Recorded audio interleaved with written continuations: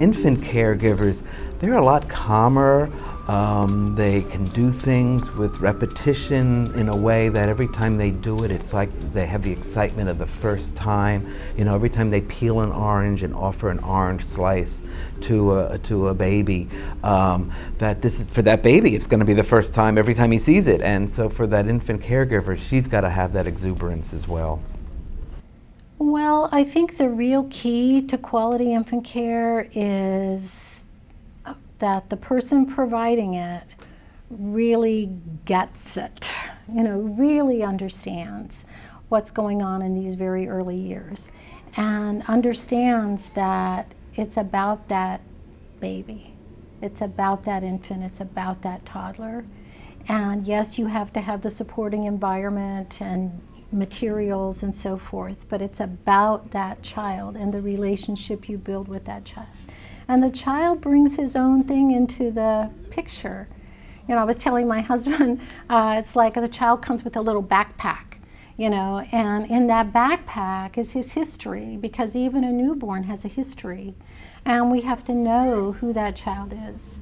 So the key ingredients to me is the caregiver who is curious about that, who understands early childhood, understands the developmental stages that are going on in this very critical time, understands what's happening in all the domains, but is curious about that particular child, that it's all in that.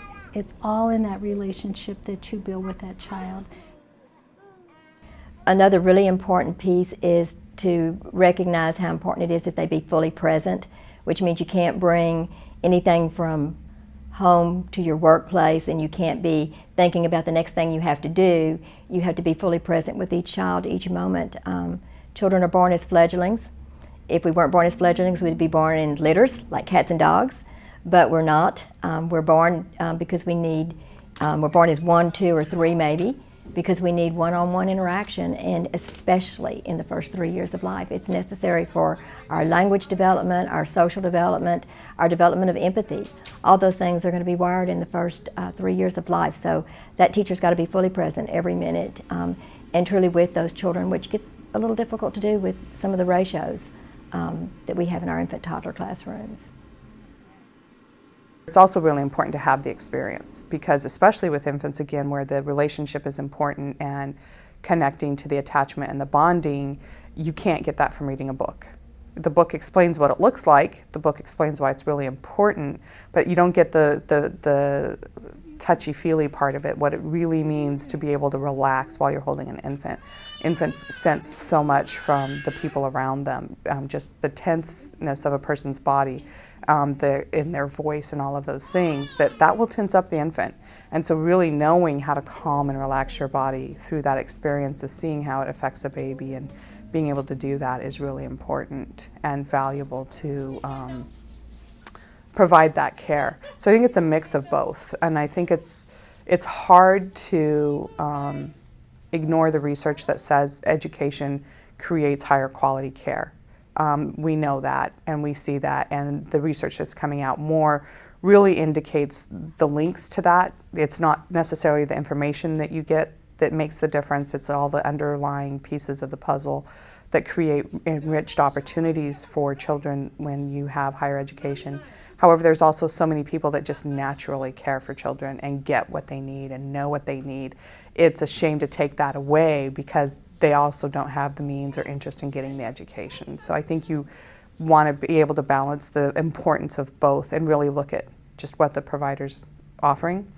I also find a really interesting difference, not that I think it's important quality, but it's an interesting difference to watch an infant teacher who has not been a parent become a parent and then be an infant teacher.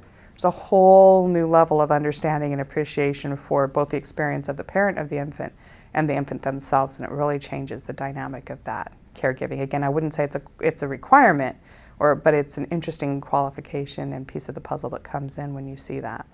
Babies. Babies. Oh, babies always cry. At this point, if I were working in an infant toddler classroom, I would consider it absolutely mandatory to look at the early brain development research, because it tells us that in the first 3 years of life, all the brain wiring, the neurological wiring is being laid down that's going to be responsible for learning for the rest of our life. So I need to know what's being wired when. The first 14 months, trust is essential.